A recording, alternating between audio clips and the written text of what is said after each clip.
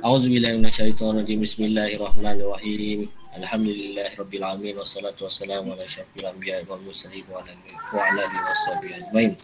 Allahumma shalli ala sayidina Muhammad wa ala alihi washabihi wasallim. Allahumma shalli ala sayidina Muhammad wa ala alihi washabihi wasallim. Allahumma shalli ala sayidina Muhammad wa ala alihi washabihi wasallim. Allahumma rabbi a'udzubika min hamazatin syayatin wa a'udzubika ay yahdurun. A'udzubillahi minasyaitonir rajim. Bismillahirrahmanirrahim. Alhamdulillahi rabbil alamin. Arrahmanir rahim. Maliki yaumiddin. Iyyaka na'budu wa iyyaka nasta'in. Ihdinas siratal mustaqim. Siratal ladzina an'amta 'alaihim ghairil maghdubi 'alaihim waladdallin. Amin.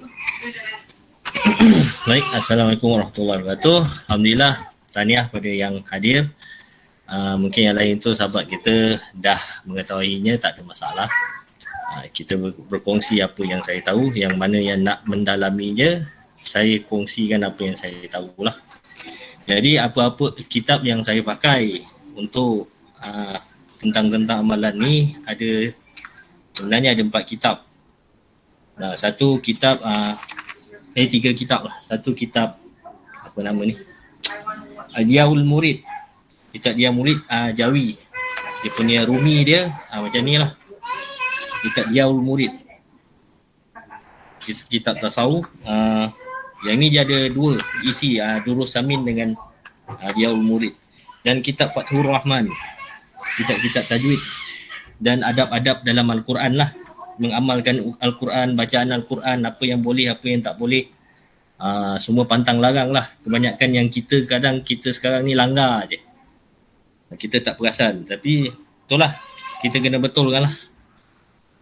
Banyak yang sebenarnya kalau ikutkan pada awal-awal masa kita belajar sekolah-sekolah rendah dulu, memang ada ustazah-ustazah tegur, tapi bila dah makin moden ni dah tak nampak dah, sampai dah terlupa dah adab Al-Quran tu. Baik. Okey, slide pertama. Asyad, oi.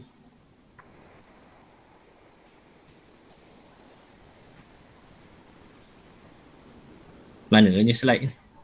Dah on belum? Dah. Tak keluar? Oh. Ada. Okey, baik. Okey, perkongsian kali ini untuk amalan Al-Ikhlas untuk anak-anak gayung biasa disuruh lah 70,000 lepas pelimau tapak akan disuruh amalkan Al-Ikhlas 70,000. Tetapi arahan itu terlalu simple. Ianya perlu dipelajari dahulu tentang Al-Ikhlas tu dulu, kaedah cara semua, sebagaimana proses kejadian kita pun semuanya kena belajar dulu sikit baru kita boleh amalkan. Kalau kita tak amal, kalau kita buat sesuatu tanpa ilmu, syaitan tak payah ganggu pun.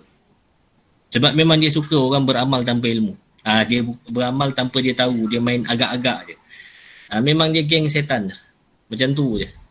Jadi untuk membezakan kita punya amalan itu, kita kena belajar tentang dia. Yang pentingnya kena berguru lah.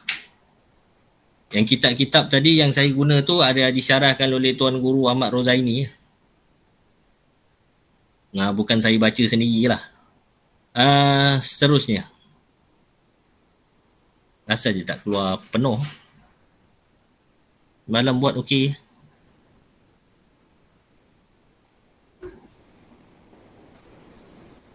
Mana slide-nya?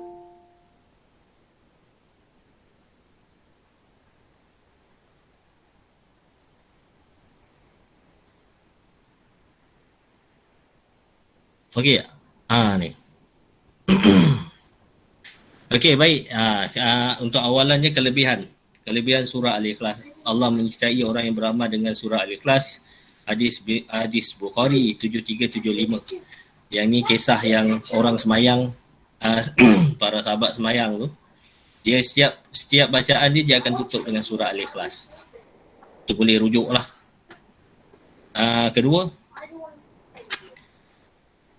surah Ikhlas nilainya bersamaan sepertiga Al-Quran. Jadi besar fadilat dia. Kalau kita tak dapat nak hafal seluruh Al-Quran pun, kita amalkan ini pun mudah-mudahan dipermudahkan urusan dunia dan akhirat. 3. Surah adalah penyebab masuk juga Imam At-Tirmizi. Ini ada antara fadilat adalah penebusan kita dengan Allah Ta'ala. Tapi benda ni, kejap lagi saya akan terang. Okay, next. Menjadi perlindungan jika dibaca bersama surah Al-Alaq, surah An-Nas, Imam Nasa'i, Imam Al-Bukhari. Ini sebelum tidur. Terusnya. Tapi bukan kalau isyarat sebelum tidur tu, waktu-waktu lain pun boleh juga. Dimakbulkan doa, riwayat Abu Daud. Ini antara doa yang sekarang ni baru nampak dekat TikTok semua kan. Macam mana doa? Allahumma inni as'aluka bi anni asyhadu annaka antallahu la ilaha illa antal ahadus samad lam yalid wa lam yulad wa lam yakul lahu kufuwan ahad. Itu antara pembuka doa. Kemudian kita doalah apa-apa, insya-Allah. Kita yakinlah, tapi yakin tu dengan ilmu lah. Persoalannya al-ikhlas ni kita kena memahami hukum pula. Kita kena memahami tauhid. Sifat 20, sifat-sifat Allah. Sifat yang wajib. Baru kita dapat menghayati, mendalami dia. Kalau kita tak kenal, tak pernah belajar benda tu semua,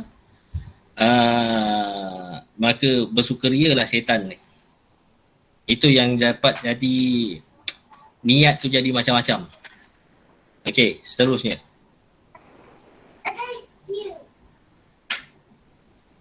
Okey, 70,000 ni banyak dia punya kaitan lah, bukan sekadar untuk al-ikhlas je. 70,000 ni bilangan sekatam. Kalau kita nak mengijazahkan orang, sepatutnya kita kena ada lebih daripada 100,000. Jadi kena buat 2 set lah. Ada kalau buat secara berjamaah, secara beramai-ramai, khatamnya 30,000 lah. Tapi kalau secara sendirian 70,000. Kalau nak upgrade untuk mengkhatamkan orang, kena paling kurang kena ada 100,000. Seterusnya. Allah memiliki 70 hijab cahaya dan kelam. Ini penting. 70,000 hijab dan kelam, 70,000 hijab cahaya dan kelam ni merupakan Allah Ta'ala tak berhajat pada hijab tu. Allah Ta'ala tak berhajat. Tapi itu sifat Al-Qahar. Allah mengerasi. Dia mahu dia dihijab daripada kita supaya nak menguji hamba-hambanya dengan cahaya dan kelam. Apa cahaya dan kelam tu? Bukannya cahaya lampu. Bukannya cahaya matahari ke ataupun gelap tak ada lampu macam tu. Bukan macam tu. Dia simbolikkan cahaya itu adalah amalan kebaikan. Kelam atau gelap itu disimbolikkan kepada kemaksiatan. Kalau kita membuat kemaksiatan, dah tentulah kita makin lama makin jauh. Makin lama makin terhijab dengan Allah Subhanahu Wa Taala. Itu sedia maklum, kebanyakan orang aware lah. Persoalannya orang selalu ditipu dengan cahaya. Bila kita buat amal kebaikan, bila kita berzikir la ikhlas apa semua kan, semayang ke puasa ke apa, kita tak merasakan kebajikan itu, amalan itu Allah Ta'ala yang memberi taufik dan hidayah. Kita merasakan kita yang membuat amalan itu. Itu yang menyebabkan kita terhijab. Kalau guru-guru tasawuf dia nak mentanzihkan benda ni lah untuk sampai ke tahap musyahadah, muraqabah tu semua, sampai ke, bukan nak kata fana tu salah satu, tapi bukan tujuan yang fana. Tujuan kita kepada Allah Ta'ala. Jadi cahaya dan kelam ni kita kena belajar macam mana nak membezakan yang mana menghijabkan kita. Selalunya cahaya ni yang menghijabkan kita sebenarnya. Sebab kelam kita tahu benda ni benda tak elok secara jelas. Tapi cahaya ni dia dalam mutasyabihat, dia macam samar-samar. Kebanyakan orang kata, saya zikir tak ada apa, okey, tenang je, tak ada masalah. Sebabkan amalan dia jadi ujub. Aku sembahyang malam tiap malam, kau tak ada, dia jadi riak, dia jadi takbur. Sebabkan amalan. Jadi bukan kita tak boleh nak mengatakan kita buat beramal tu kita lebih baik daripada orang lain. Ini masalah yang terjadi pada akhir-akhir zaman ni. Ini something wrong got somewhere. Sampaikan ada yang berlumba-lumba pasal 70 ribu. Aku dah 1 set, kau dah 2 set. Ini pun jadi satu masalah. Kita kena belajar bab hijab dalam mengenal Allah Subhanahu Wa Taala ni, tapi kena cari guru lah yang sesuai. Jangan cari saya lah. Cari guru yang mursyid. Okey, baik, seterusnya. Allah SWT mengudikan kepada Nabi SAW 70,000 syafaat kepada umat baginda dimasukkan syurga tanpa hisap. Yang 70,000 lah. Ini famous lah antara hadis. 4. 70,000 malaikat mengiringi jenazah Muawiyah sehingga meredupkan matahari. Ini pun salah satu daripada fadilat.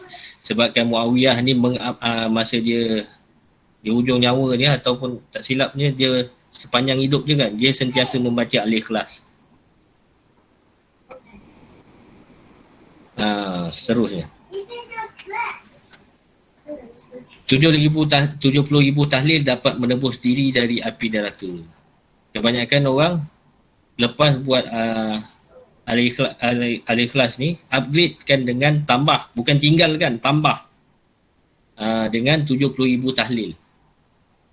Permasalahannya, kalau kita lihat kepada kitab Diyaul Murid lah, kebanyakan orang sekarang ni salah faham tentang tahlil ni.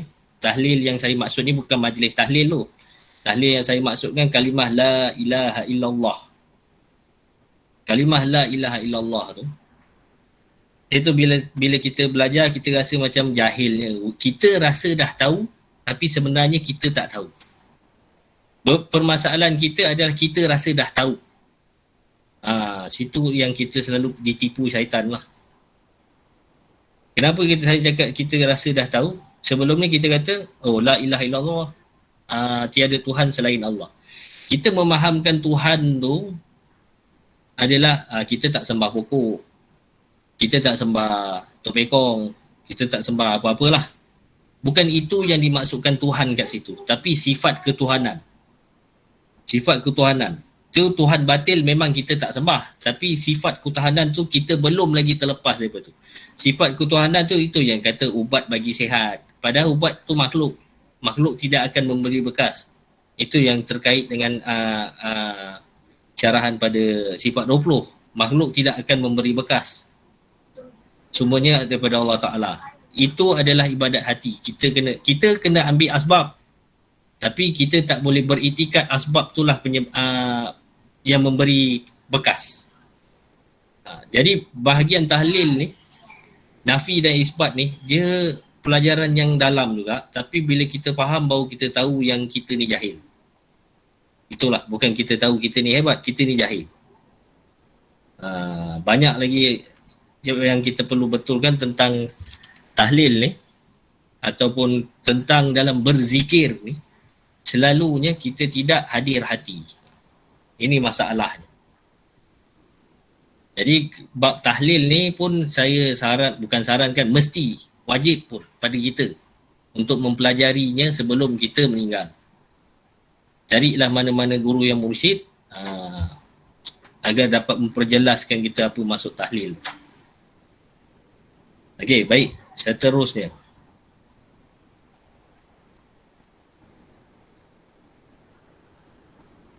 Melakukan kerana, niat yang selalu dilakukan. Ini kebanyakan orang sekarang lah. Sebab apa? Sebab bila disuruh tu, bila lepas pelimau tapak tu, guru-guru ni akan kata, lepas ni amalkan 70,000, satu hari 15 ke 20 kali ke, whatever lah, semua bilangan kan. Lepas tu ada orang yang tak nak buat. Tapi bila didesak-desak, kau bila nak buat? Engkau bila nak buat? Wah, arahan tu bagus. Tapi dia tak mendidik, dia memaksa. Mendidik dan memaksa ni dua perkara berbeza lah. Walaupun kalau kita nak mujahadah tu, kita memang kata Tuan Guru Ahmad Ulai ni, Allahumma paksa lah. Kena paksa nafsu kita untuk berzikir. Tapi kena dalam masa yang sama, kita kena ada ilmu. Baik, seterusnya. Mendahului rakan-rakan. Inilah dia berlumba-lumba. Aku dah habis, kau bila nak habis? Kau tu lah, kau ni dah jadi pertuduhan. Kau main jauh lah, kau tak habis lagi. Dia dah rendah-rendahkan rakan dia, nampak? Dia berbangga-bangga dengan amalan dia.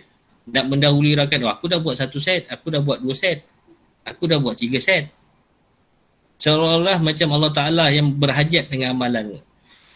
Amalan kita yang kita buat dengan Allah Ta'ala tak berhajat pun dengan amalan kita. Bahkan kita yang berhajat kepada Allah Ta'ala. Amalan kita belum tentu lagi Allah Ta'ala terima. Kita jangan rasa yang amalan zikir-zikir 70,000, ratus-ratus ribu tu Allah Ta'ala terima. Kita kena sedar diri lah.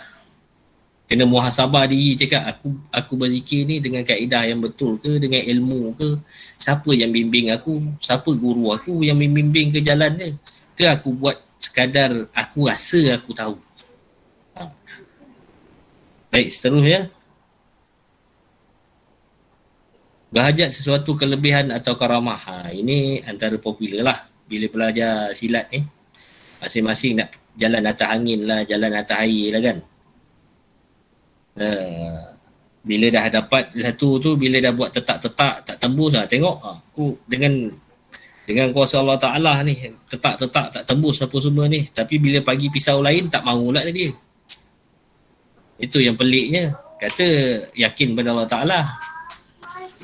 So ada benda-benda yang meragukan kat situ lah. Sebab karamah, macam saya pernah sampaikan sebelum ni, apa beza karamah, apa beza mujizat, apa yang beza dengan ma'unah. Mujizat pada Nabi, karamah pada wali. Adakah kita katakan benda tu kita dah sampai tahap wali-wali, sedangkan sifat 20 pun tak habis mengaji? Lepas tu ma'unah adalah untuk orang-orang awam, pertolongan Allah Ta'ala kepada orang-orang awam. Tapi waktu bila kita nak gunakannya, takkan boleh suka-suka test. Bila nak suka-suka test ni, seolah-olah macam kita menguji Allah Ta'ala pula. Sedangkan kita hanyalah hamba. Kita kena merasakan diri sentiasa hamba lah. Jangan kita menghambakan Tuhan. Baik, seterus. Ingin cepat khatam. Amal nak cepat-cepat khatam. Tapi tak tahulah. Sepatutnya dia mengambil intipati daripada apa amalan dia. Aku berzikir ni, apa perubahan yang perlu dia buat pada diri dia. Apa yang benda yang tak betul perlu diperbetulkan, apa yang sedikit perlu diperbanyakkan, apa yang tak tahu perlu ditahu. Begitulah. Mana yang perlu ditinggalkan. Tak perlu nak cepat-cepat sekalipun.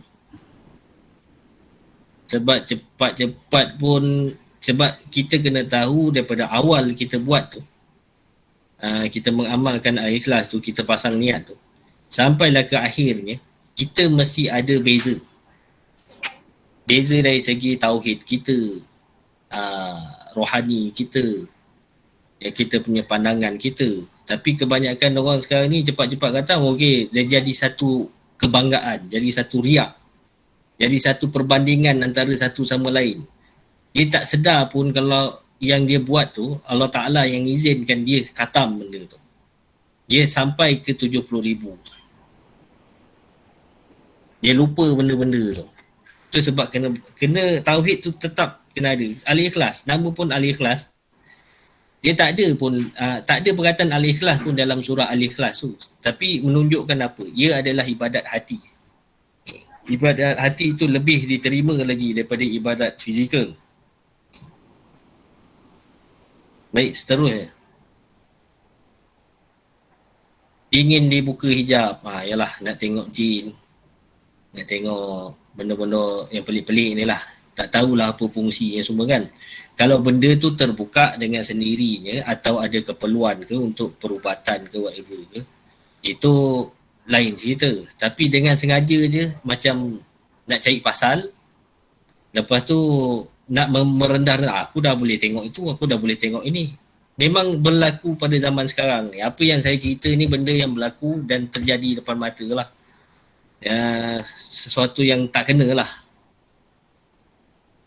Dia buka hijab untuk apa? Kita tujuan untuk hidup atas muka bumi ni bukan untuk dibuka hijab pun. Kalau Allah Ta'ala yang nak bukakan hijab, itu atas kehendaknya. Bermaksud itu adalah satu ujian kepada kita. Bukannya satu kelebihan sangat pun. Setiap kelebihan pun akan ditanya juga. Apa yang kau buat dengan kelebihan yang telah diberikan ini? Bukan untuk ditonjol-tonjolkan kepada orang lain. Kena berhati-hatilah, mainan setan sangat halus. Kadang-kadang ada, guru saya pun ada kata, hijab ni pun ada kasyaf jin dipanggil. Kasyaf jin ni bermaksud jin yang nak memperlihatkan diri dia, yang bagi dia nak, yang membukakan hijab kita tu, yang menampakkan diri apa-apalah yang di alam sana lah. Dan kita pula syok lah layan dia. Aku dah boleh itu, aku dah boleh ini. Oh, kau zikir lagi. Nanti kau boleh dapat lagi macam-macam. Kau boleh berkawan, kau boleh kontrol apa semua. Lalah kita punya zikir tu bukan kerana lillahi ta'ala. Zikir tu akan jadi, oh sebab aku nak boleh itu, boleh ini. Kelebihan-kelebihan yang tertentu duniawi lah. Jadi dia orang tepuk tangan lah. Kita lah yang kena tipu buta-buta je. Tu sebab kita tetap kena ada guru. Untuk rohani tetap kena ada guru. Kalau bersilat pun kena ada guru, fizikal, takkan rohani boleh suka-suka je. Bab rohani pun kena ada guru jugalah yang membimbingnya. Baik, seterusnya. Cabaran, godaan dari nafsu, jin atau syaitan. Kena muhasabah dan mujahadah. Ada rasa malas, rasa tak perlu. Kadang-kadang ada yang dia fikir, kalau aku buat ni, aku kena sembahyang. Kena jaga sembahyang. Aku ni dah lah malas sembahyang. Benda-benda yang itu sepatutnya, bila kita zikir itu memanglah pada mulanya, oh buat ni aku kena jaga sembahyang. Tak jaga sembahyang nanti terputus pula apa kan. Benda itu yang nak mendidik nafsu kita. Itu yang tak faham. Tu sebab 70,000 tu panjang perjalanan dia. Kalau satu hari kita buat 100 pun, bertahun kita nak habis. Sebab nak mendidik nafsu ni bukan seminggu, 2 minggu dah boleh selesai. Dia satu perjalanan, satu usaha. Bahkan mungkin sampai mati kita kena berlawan dengan nafsu. Ramai orang tak faham cakap kalau zikir bukan kerana Allah pun buat apa, terus dia tak zikir. Tak betul juga. Carilah jalan supaya zikir kita tu daripada tak betul menjadi ke arah betul. Itu sebab proses daripada awal sampai akhir, apa perbezaan yang kita rasa. Tapi bukanlah bertuhankan rasa. Tapi kita nak kembali ke atas jalan yang sepatutnya kita duduk. Okey, seterusnya. Godaan dari orang persekitaran. Ini hasutan-hasutan lah ni. Cakap kalau zaman sekarang ni mana ni bida'ah. Adalah fatwa-fatwa ni semua kan. Bida'ah lah. Nabi tak buat dah, macam-macam lah. Pedulikan dia benda tu.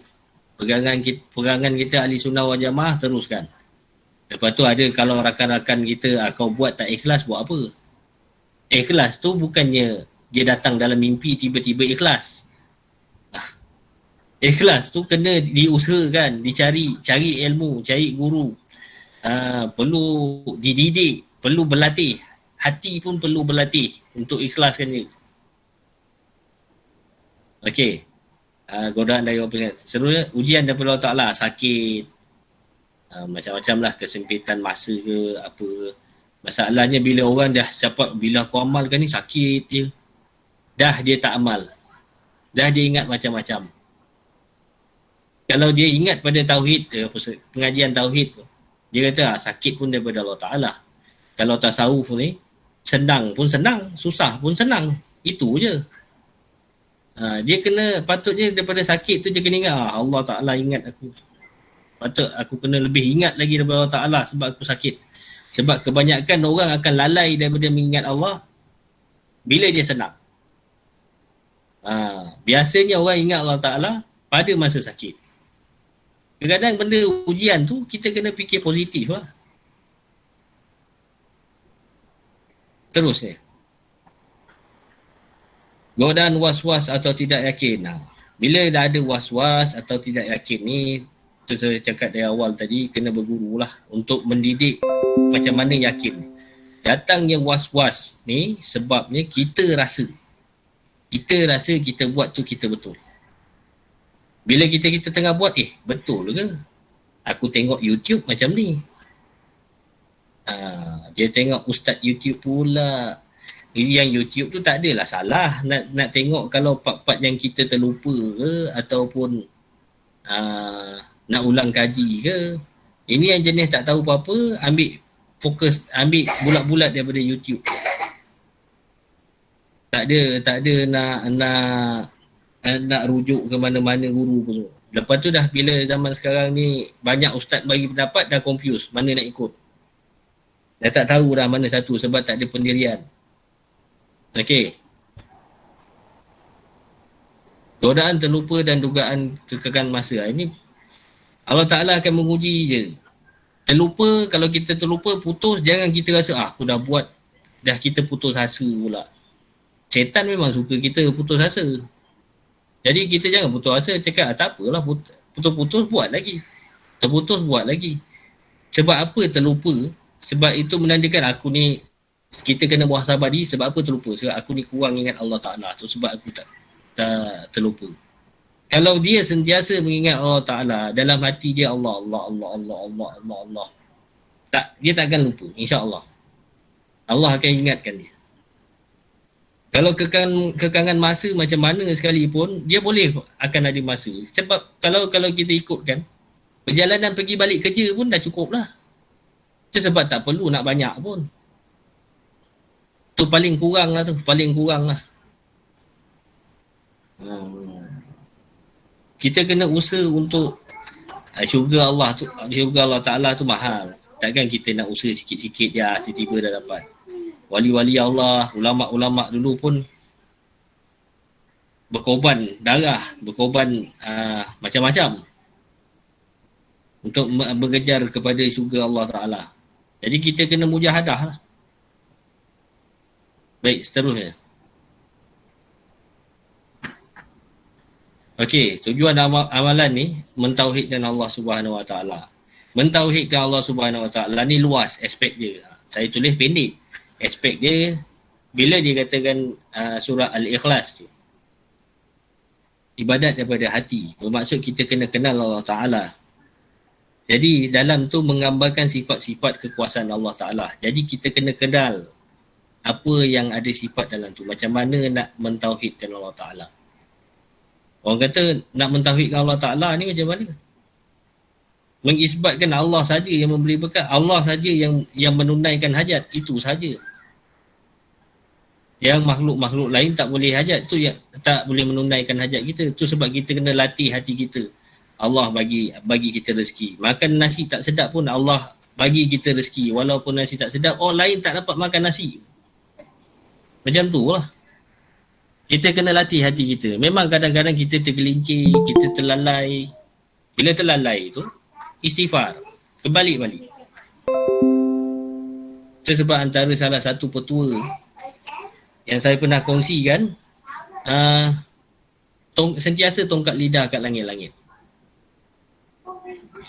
Kalau dalam silat sabil, nafas alif je. Bila kita sentiasa tongkat, bila rasa lengar tu, aku kena zikir. Kita lupa. Kalau lidah tu jatuh je kan, terlalai. Itu antara petua lah. Salah satu petua untuk kita nak melatih diri. Bukan kata, itulah jalan yang ada lah. Melatih diri. Untuk mengingat Allah Ta'ala. Dalam hati tu Allah. Dah bosan sebut Allah. Sebutlah. Ya Hayyu Ya Qayyum. Banyak, ada 99 nama Allah. Sebut je lah. Ya Latif. Kita ni makhluk. Memang banyak kelemahan. Seterusnya. Berusaha mencari redha dan rahmat Allah. Jadi kita beramal ni bukan untuk kalau boleh. Pada awalnya memang kalau kita ni keanak-anakan, kita akan beramal kerana nak pahala. Ataupun nak fadilat daripada surah Al-Ikhlas tu kan. 1/3 Al-Quran apa semua. Itu pada peringkat awal kita mengamalkan adalah bersifat keanak-anakan. Macam mana kita kecil-kecil, kalau puasa, upah RM1 satu hari. Contoh. Jadi bila kita dah makin matang, dah lama matang, tambah pula dengan ilmu-ilmu, kita akan kata, sebenarnya tujuan kita kena lillahi ta'ala semata-mata. Sebab nak masuk syurga Allah tu hanya dengan rahmat Allah. Bukan kalau sebabkan pahala, masuk jugalah. Tapi dosa tu macam mana cerita? Kalau rahmat Allah, kita nak pengampunan daripada rahmat Allah Ta'ala tu, dan dimasukkan syurga tanpa hisap. Itu. Kalau kita nak beriktikad pada amalan kita yang akan memasukkan syurga, dosa macam mana? Mestilah kena cuci dulu, okey, boleh masuk syurga. Nak ke kita masuk walaupun sesaat? Kena fikir panjang lah. Jadi tujuan utama je, cara yang sepatutnya yang kita ada dengan rahmat Allah Ta'ala. Kita buat beramal untuk reda Allah Ta'ala. Usahalah macam mana. Memang susah, tapi susah dunia sementara lah. Seterusnya, muhasabah diri. Bila muhasabah diri ni, kita kena hadir hati. Dalam hadir hati itulah kita menafi isbatkan. Bila kita baca Bismillahirrahmanirrahim, Qul huwallahu ahad, dalam hati kita lintaskan, ya Allah, aku ni tak ada apa-apa. Ya Allah, aku ni banyak dosa. Kaulah yang pengampun, akulah yang melakukan dosa. Aku memohon ampun kepada Engkau. Bila kita memohon ampun kepada Allah Ta'ala, itu mentauhidkan Allah, mengesakan Allah Ta'ala. Esa macam mana? Sebab yang boleh mengampunkan hanya Allah Ta'ala. Yang kita berhajat hanya pada Allah Ta'ala. Jangan kita sekadar menggambarkan keampunan saja. Padahal terdapat pelbagai, ada banyak sifat Allah Ta'ala situ. Rahmat Allah saja yang boleh mengampunkan. Dengan kelembutan Allah, Ya Latif, Al-Latif, Allah Ta'ala saja yang boleh menghapuskan, mengampunkan dosa. Jangan kita banyak istighfar je. Padahal kat situ ada banyak sifat-sifat Allah Ta'ala yang hanya Allah Ta'ala saja yang ada, tiada pada makhluk. Itu mentauhidkan Allah. Yang mengesakan Allah ni ramai ingat, Allah tu satu. Satu tu bilangan. Kita tak boleh membilang Allah Ta'ala. Itu sebab dia tak kata Allah satu. Allah esa. Sebab tasawuf kalau dia kata Allah itu satu, semua itu syatatah tu lain lah.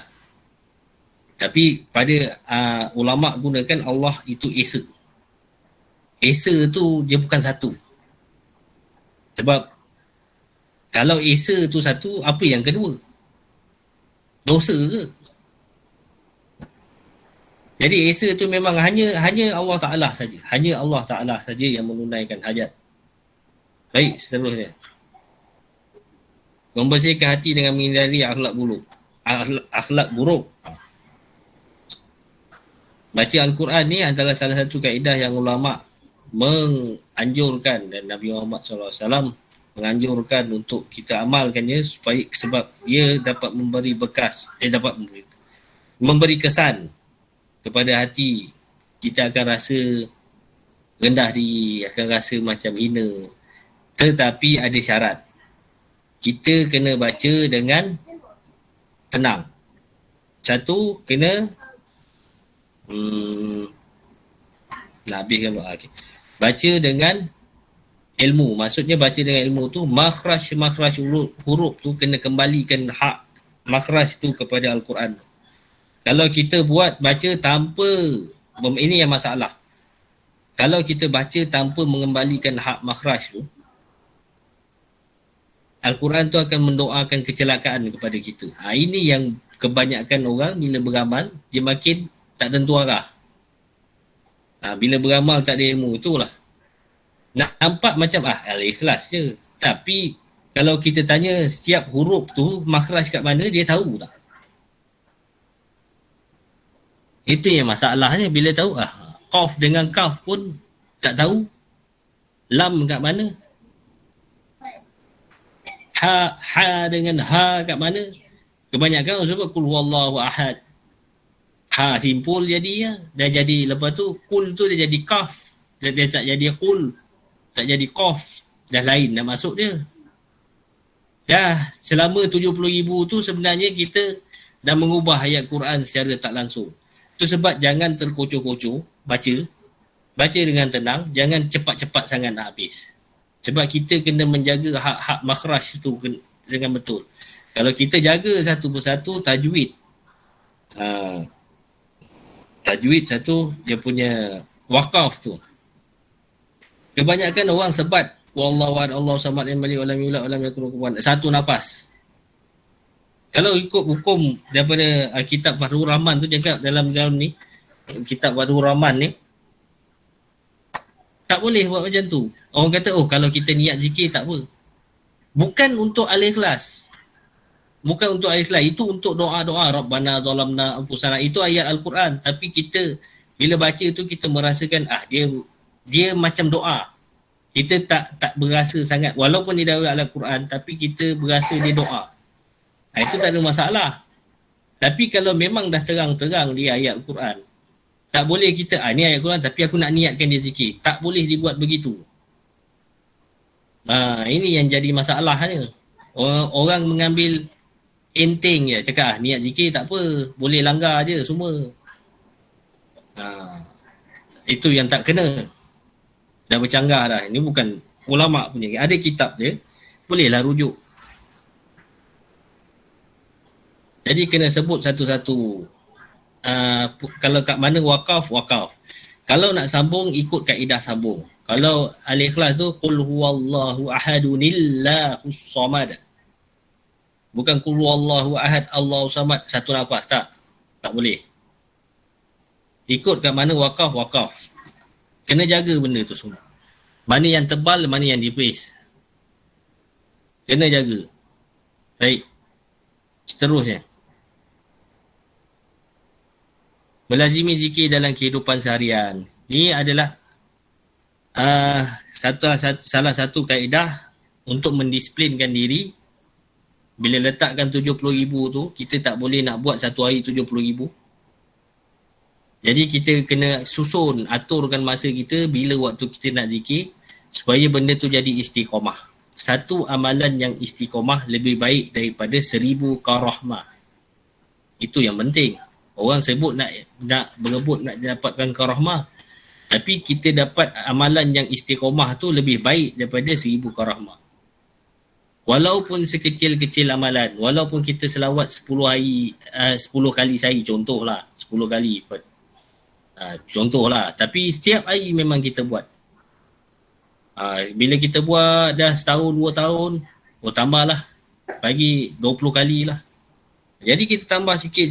Jangan tiba-tiba, hari ni aku nak beramal 70,000 al-ikhlas. Besok dia tak amal, hampus.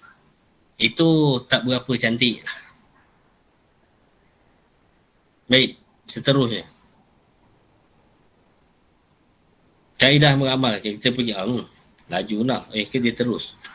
Kaedah mengamal. Bagi yang berniat, yang mana nak memulakan, ini adalah saranan saya. Kalau ada kaedah yang lebih baik, silakan, tak ada masalah.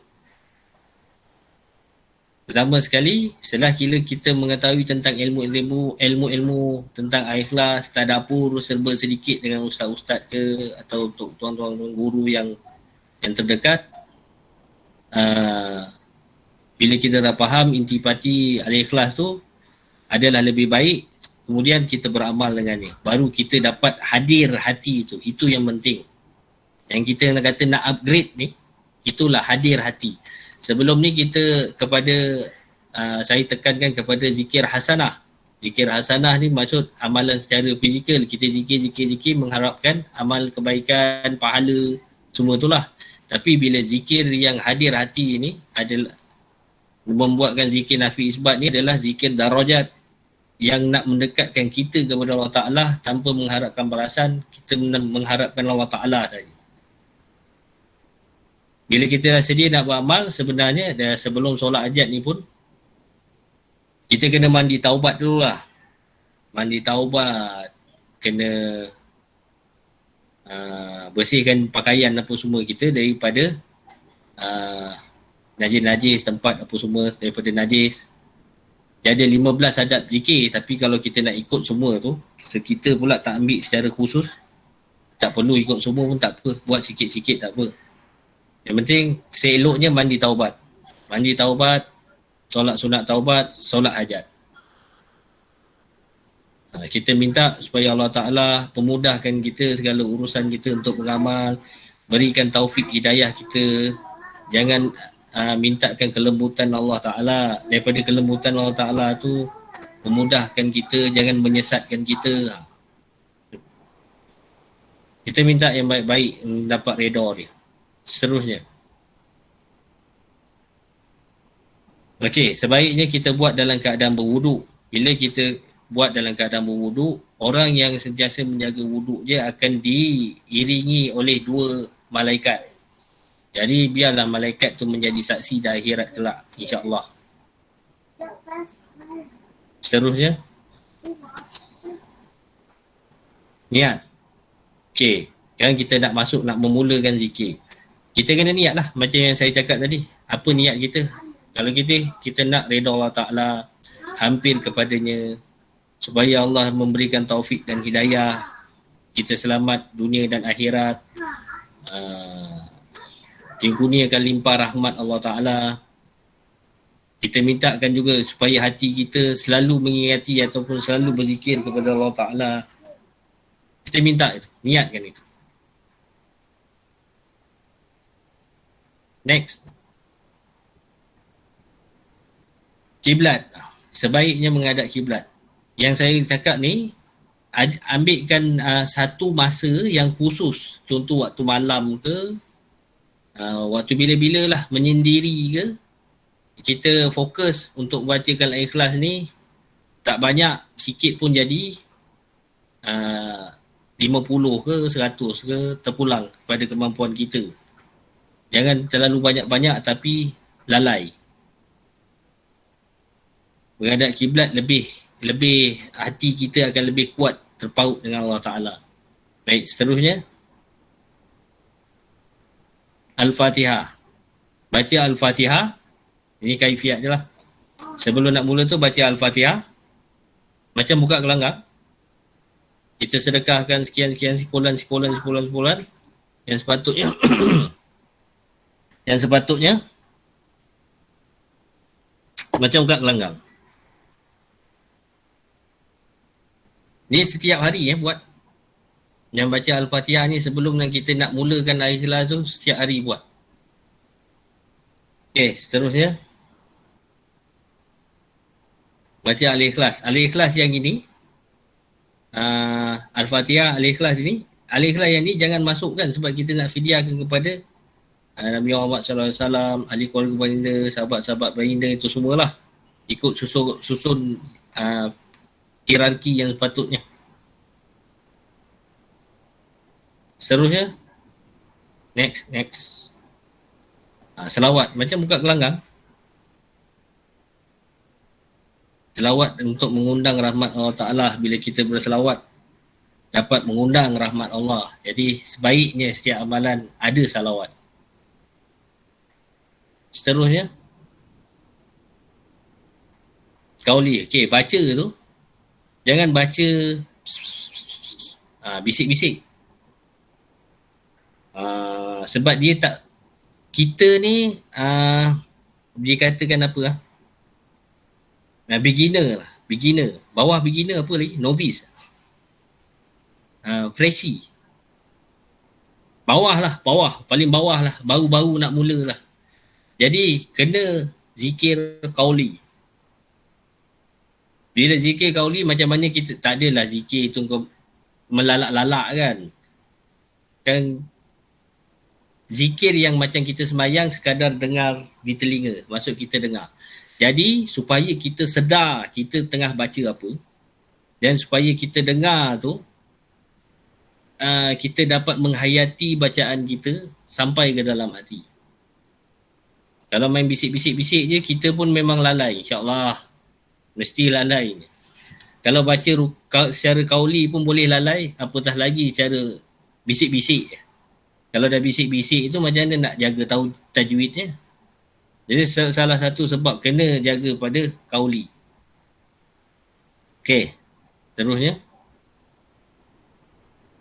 Solat fardu jangan tinggal. Bagi yang susah nak dapat satu masa yang khusus, sebenarnya kalau nak buat selepas solat fardu pun sebenarnya percayalah pun susah juga. Tak kata senang. Orang cakap alah buat selepas solat fardu 10 kan. Sebenarnya lagi susah. Terutama bila waktu kerja lepas asar. Zuhur, asar. Subuh pun boleh tahan jugalah. Dia kelang kabut masing semua kan. Kalau semayang kat surau tu, alhamdulillah lah. Kalau dekat kalau semayang sendiri pun semua memang subuh alfil, masalah lah. Nak hantar anak lah, pergi sekolah lah macam dah terkejar-kejar. Jadi, terpulanglah kepada kelapangan masing-masing. Aturkan hidup tu, Allah Ta'ala bagi semua 24 jam, adil. Ususunlah masa masing-masing. Bila nak buat tu semua. Okey, seterusnya. Hadir hati. Ini yang paling penting. Yang nak upgrade kan hadir hati. Setiap Al-Ikhlas yang kita baca kena hadir hati. Bukan kata bila kita baca Al-Ikhlas tu, okey, awal-awal je, ya Allah, aku tak ada ilmu. Kau yang beri aku ilmu. Nafi isbat tu. Itu je, lepas tu kita baca 100 kali. Tidak. Baca setiap Al-Ikhlas yang kita baca tu, baca dengan hadir hati. Kita boleh buat macam-macam. Aku jahil, engkau alim. Aku zalim, engkau adil. Macam tu. Kita kena nafikan diri kita. Kalau tidak pun, paling kuranglah dah tak tahu nak karang-karang ayat, tak tahu sifat ketuhanan. Mohonlah keampunan padanya. Mohon taufik hidayah padanya dalam hati. Ya Allah, kau saja yang memberi taufik hidayah. Aku tak tahu apa-apa. Aku tak mampu berbuat apa-apa. Aku tak mampu buat ibadat. Kau saja yang memberi taufik hidayah. Kau saja yang memberi rezeki. Kau saja yang menunaikan hajat. Buatlah macam tu. InsyaAllah kalau buat sebanyak 70,000 kali dengan hadir hati, masa kita baca tu kita memang ingat Allah Ta'ala dan hadir hati pada Allah Ta'ala,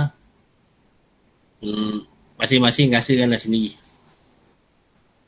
Tak tahu rezeki Allah Ta'ala nak bagi masing-masing, saya tak boleh cakap lah, saya pun bukan guru. Saya hanya boleh memotivasi je lah, motivasi. Nak mengajar pun tak boleh. Saya pun belajar lagi. Boleh berkongsi motivasi sajalah. Cuma ini saya nak bawakan, hadir hati itu amatlah penting. Amatlah memberi kesan yang besar. Masing-masing boleh rasakan, kalau dengan ilmunya dia berzikir, dia akan rasa lain.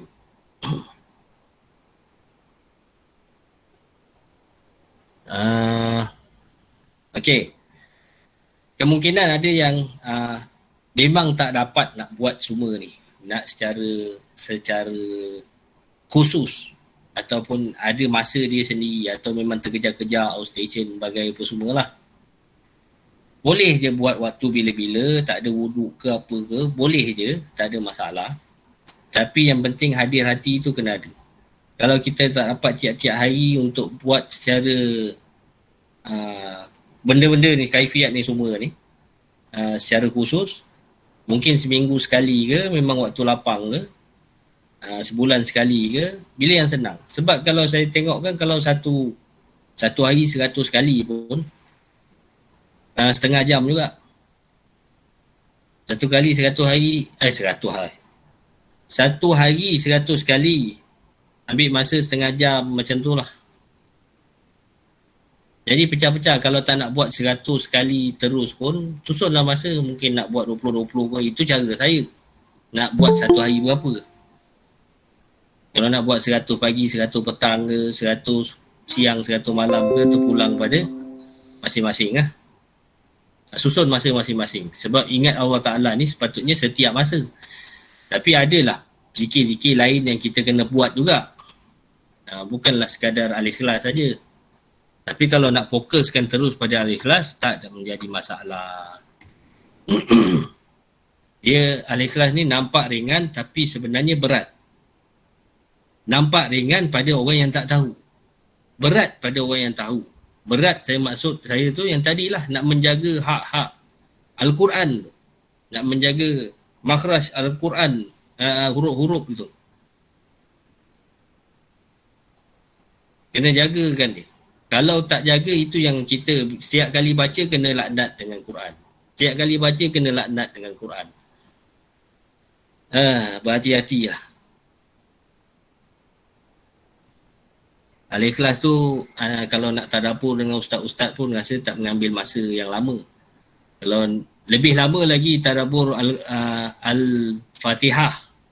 Antara tadabbur Al-Quran yang paling lama Al-Fatihah.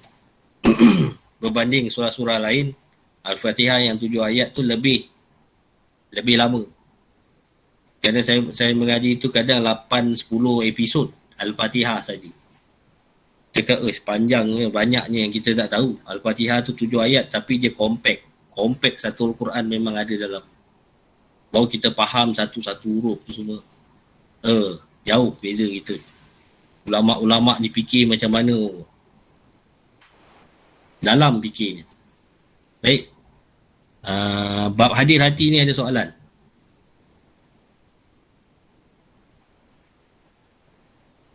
Sini ada soalan, sini ada ni ke?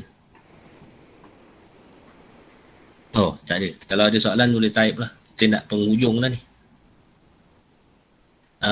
Seterusnya. Ada, dah habis je. Okey.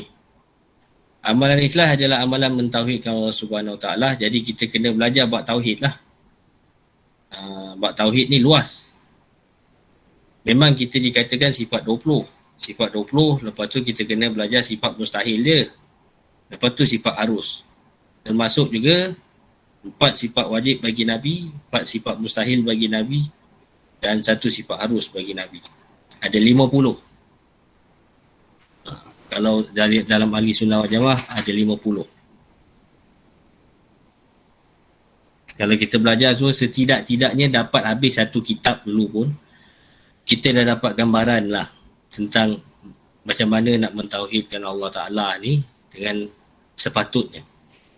Kemudian kita dalamkan lah perlahan-perlahan dengan kitab-kitab tauhid, usul tahqiq ke, matan jawhara tauhid ke, umul barahin ke. Okey. Pengamal terus mengamalkannya walaupun sudah sampai tahap 70,000.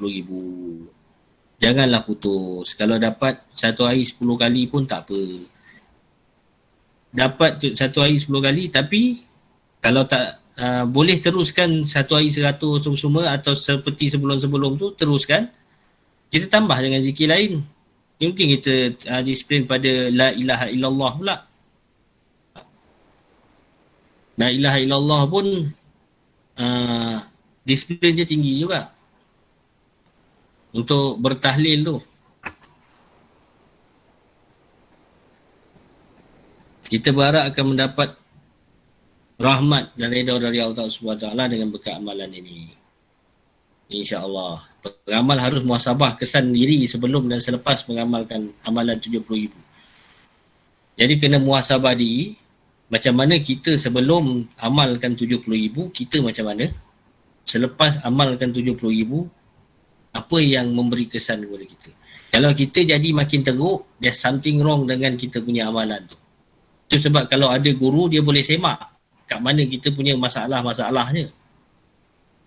Bila tak ada guru, ini yang jadi rasa kita betul lah. Itu yang jadi setan jadi guru tu. Kita tak boleh bertuhankan rasa. Bila amal-amal ni, kita rasa tenang. Aku amalkan ikhlas ni, aku rasa tenang lah apa semua. Tuhan kita bukan tenang. Tenang tu bukan Tuhan. Jadi kita tak sepatutnya berhajat pada tenang. Sebab kalau kita tak tenang pun, mengingat Allah Ta'ala tu adalah wajib. Susah lah, apa sibuk pun semua, tetap kena ingat. Tiba-tiba kalau tak ingat Allah Ta'ala tu, susah-susah tu, mati macam mana? Itu sebab latihan hati ni perlu dilatih juga 24 jam. Bangun tidur je ingat Allah, Allah, Allah, Allah, Allah. Terus jalan. Hati terus jalan. Kalau buat kata tuan guru tu, kalau kita bangun daripada mati kecil kita lah, mati tidur kita tu, mati kecil tu. Buka je mata, Allah, Allah, Allah, Allah, Rabbi, Allah, Rabbi, Allah, Rabbi, dalam hati kan. Bayangkan kalau kita mati, bila roh dimasukkan balik dalam lubang kubur, dan jasad kita dalam kubur, bila bangun tersedar je Allah, Allah, Allah. Dah siap jawab dah. Dah siap jawab soal kubur dah. Ma Rabbuka? Allahu Rabbi. Itu sebab apa yang kita buat dekat dunia adalah kesan kepada alam sana. Bukannya sebab kita merancang, okey kat sana nanti aku nak jawab macam ni. Bukan. Ianya adalah kesan daripada amalan kita kat sini. Kalau kita beramal kat sini, aku amal ni sebab nak dapat karamah contoh tadi kan. Sampai kat sana besok alam barzah nanti marah buka dah tak kenal lah. Sebab kita tak berhajat kepada Allah Ta'ala. Kita berhajat kepada karamah. Nanti kita jawab marah buka, karamah, karamah. Bukan kata karamah tu tak bagus. Tapi niat kita untuk adakah ulama'-ulama' kita mengajar beramallah untuk mendapat karamah. Itu yang perlu diperbetulkan. Okey, baik. Kalau ada soalan boleh tanya, kalau tak ada rasa dah hujung dah ni kan. Oh ni kesimpulan. Okey, baik. Okey, dalam proses perkhataman sebenarnya dugaan yang lebih besar adalah ketika khatam lah, selepas khatam. Ini yang bahayanya bila kita dapat khatam tu, dalam hati kita rasa apa? Kita akhirnya aku dapat juga khatam. Ini adalah dugaan yang besar. Bukan salah satu kejayaan. Hidup kita ni selagi kita hidup adalah dugaan. Setiap satu pencapaian tu juga adalah dugaan. Jadi Al-Ikhlas bila sampai je Al-Ikhlas tu, ya Allah. Bukan aku yang sampaikan kepada 70,000. Kau yang memberi jalan. Kau yang memberi kemudahan. La haula wa la quwata illa billah. Kau yang memberi petunjuk, memberi kudrat iradat untuk mengamalkan Al-Ikhlas ini. Kalau kita merasakan akhirnya aku dapat juga Al-Ikhlas, sebenarnya kita gagal lah. The whole kita buat 70,000 sebenarnya kita gagal. Kita tak dapat penghujungnya yang betul.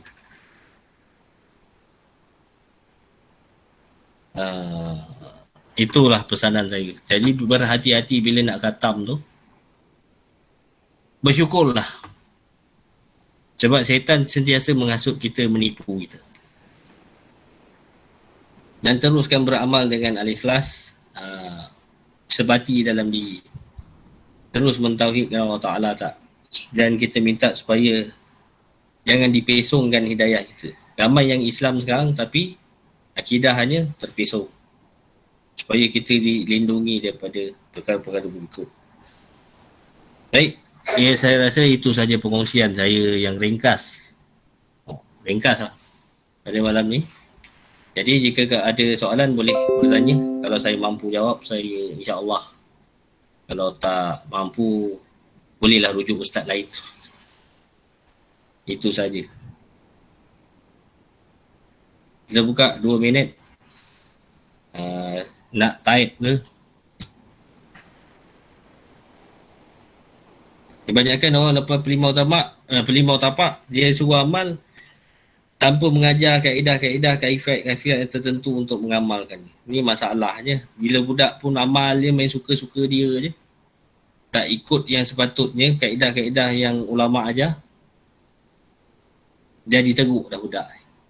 Habis setiap kali amal kena laknat je. Syaitan memang sukalah amal-amal tak ada ilmu. Sama juga macam kita semayang. Kita semayang. Ini lagi ulama' yang cakap kan. Kalau kita semayang tanpa mengenal yang mana yang sunat hayat, sunat abad, mana yang wajib, mana yang sunat, boleh pada pendapat ulama' tu, semayang tu pun tak sah, tak diterima. Sebab kita semayang ikut-ikut, bukan semayang dengan ilmu. Bukan sembahyang yang kita mengenal Allah Ta'ala. Dah orang buat macam ni, aku ikut je lah. Dah kaki orang tu macam ni, aku ikut je, lipat je lah kaki macam ni. Setiap ibadat kena ada ilmu. Walaupun ibadat-ibadat fiqah, ada yang kata, kita dah tahap mak lipat. Dah sampai makrifat, dah tak payah sembahyang. Ataupun, buat apa nak belajar ilmu-ilmu sembahyang ni? Tak perlu lah. Sembahyang dah bertahun-tahun, nak belajar lagi, buat apa? Ini masalah kita. Merasakan kita dah tahu, itulah kawan dengan syaitan je lah. Baik, kalau tak ada soalan, sampai di sini sajalah perkongsian ni.